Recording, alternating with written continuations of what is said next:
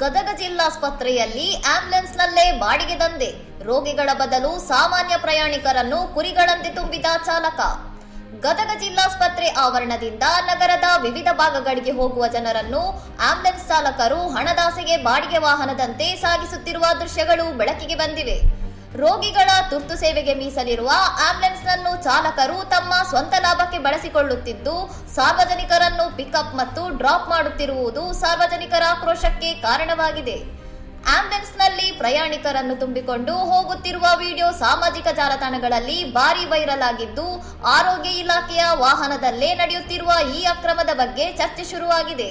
Motor ವಾಹನ ಕಾಯ್ದೆಯಡಿ ambulance ಅನ್ನು ಟ್ಯಾಕ್ಸಿಯಂತೆ ಬಳಸುವುದು ಶಿಕ್ಷಾರ್ಹ ಅಪರಾಧವಾಗಿದ್ದು, ಇಂತಹ ಕೃತ್ಯಗಳಿಂದ ಆಂಬ್ಯುಲೆನ್ಸ್ ಒಳಗಿನ ನೈರ್ಮಲ್ಯಕ್ಕೂ ಧಕ್ಕೆಯಾಗುತ್ತಿದೆ. ತುರ್ತು ಸಂದರ್ಭದಲ್ಲಿ ರೋಗಿಗಳಿಗೆ ಸಿಗದ ಆಂಬ್ಯುಲೆನ್ಸ್ಗಳು ಹೀಗೆ ದುರ್ಬಳಕೆಯಾಗುತ್ತಿರುವುದು ದುರದೃಷ್ಟಕರವಾಗಿದ್ದು, ಜಿಲ್ಲಾಡಳಿತವು ತಪ್ಪಿತಸ್ಥ ಚಾಲಕರ ವಿರುದ್ಧ ಕೂಡಲೇ ಕ್ರಮ ಕೈಗೊಳ್ಳುವಂತೆ ಸಾರ್ವಜನಿಕರು ಆಗ್ರಹಿಸಿದ್ದಾರೆ. ಇನ್ನಷ್ಟು ಸುದ್ದಿಗಳಿಗಾಗಿ ನೋಡ್ತಾ ಇರಿ ಸೌರಂ ಟಿವಿ.